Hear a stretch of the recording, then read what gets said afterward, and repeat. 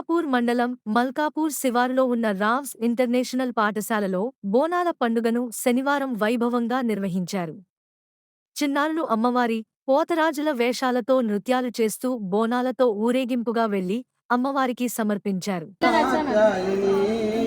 శ్రీ పార్వతీ దేవి చేకోవి శైలకుమారి మా పూజలే తల్లి గౌరీ శంకరి నిన్ను నమ్మినాము తల్లి అన్నపూర్ణదేవి.